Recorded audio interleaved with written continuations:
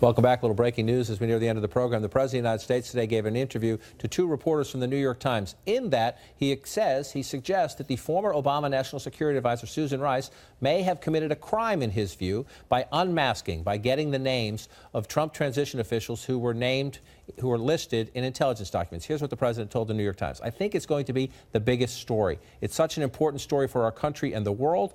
It's one of the big stories of our time. Asked if he thought Susan Rice had committed a crime, the President said, "Do I think? Yes, I think." Now, Democrats say this is a big distraction.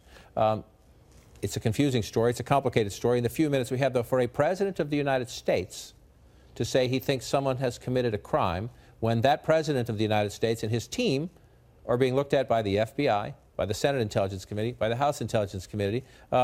Some people laugh about this, back and forth, the finger pointing, but this is a big deal. This is worrisome for two reasons. Sorry to interrupt. One is that we talked about in the campaign. It's worrisome when the president threatens to jail his political opponents, whether it's Hillary Clinton before or Susan Rice now. That's not typically what we do in America.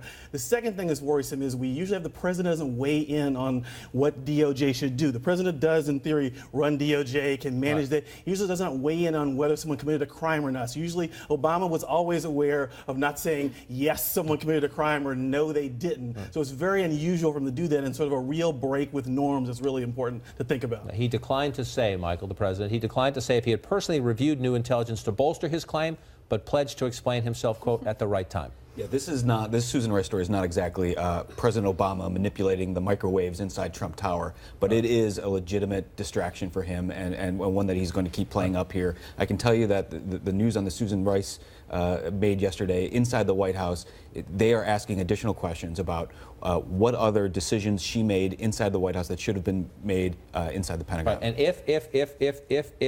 if Obama administration officials were improperly unmasking these names or improperly spreading intelligence around or improperly even gossiping about what Trump transition officials were caught up in, they should be held accountable for that. They should be held accountable for that. Just as if the president's team colluded with the Kremlin in any way during the hacking, they should be held accountable for that. But when there's an investigation going on, aren't the responsible parties supposed to say, let's wait for the facts? And this responsible party is the President of the United States.